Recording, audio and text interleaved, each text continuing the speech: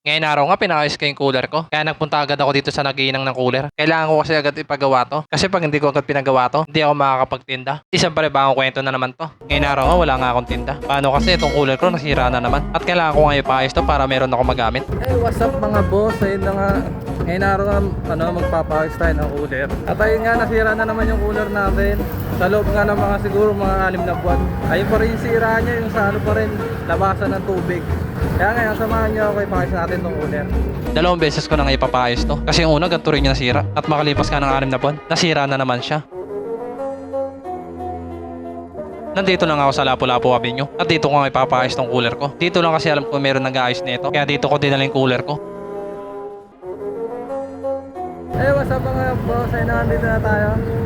Payos natin itong cooler. Sira na eh.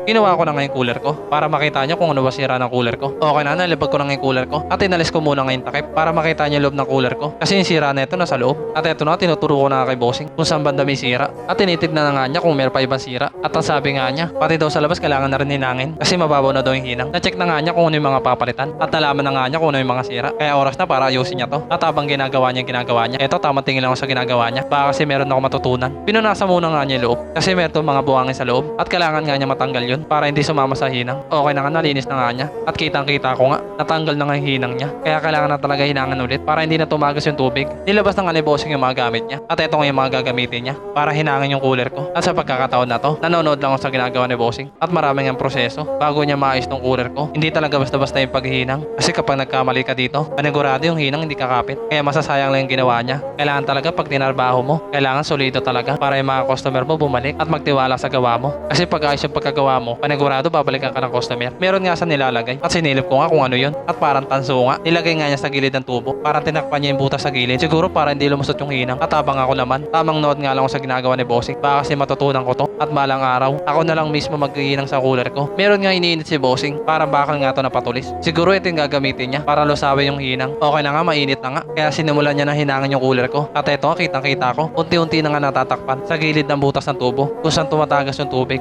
Kasi kailangan talaga matakpan yun para yung tubig hindi tumagas. Kasi pag yung cooler walang tubig, malulusaw kasi yung sorbetes. Kaya kailangan talaga naiistakasan ng tubig para hindi malusaw yung sorbetes. Okay na, natapos na nga ni bossing hinangin. At pinupunasan na nga niya ng pum. Okay na, tapos na nga niya punasan. At yung labas naman nga yung hinangin niya. At ito nang ilas na hinangin niya. Sinilip ko yung loob ng cooler ko. At ito, nakita ko yung hininang. Solid niya yung pagkagawa. Yung butas sa gilid natakpan na. Kaya hindi natatagas yung tubig dito. At yung labas naman nga yung hinangin para wala na talaga tubig na tumagas. Sinimulan na nga ni bossing hinangin. At ito nga nilulusaw yung mga lumang hinang. At kitang-kita ko nga kung gaano kapulido yung ginagawa niya. Pag ganito talaga matatagal ulit bago masira. Okay na, natapos na nga ni bossing hinangin. Kaya pinupunasan niya na ng pum yung hinang. At parang pinapalamig nga niya. Okay na, tapos na nga niya punasan. At tinayo na nga niya yung cooler ko. Kaya inabot ko na yung bayad ko kay bossing. Okay na, nabayaran ko na nga. At nakuha ko na nga yung sukli ko. Okay na nga ulit tong cooler ko. Kaya makapagtinda na ulit ako. At hindi na ako mangangamba na malusawan ng sorbetes. Kasi yung mga butas natakpan na. At solid niya yung pagkagawa. Yung cooler ko kasi nakay ko na sa kartilya. At hindi na rin ako nagtagal dito. At ayun na nga mga boss, ayos na yan, cooler.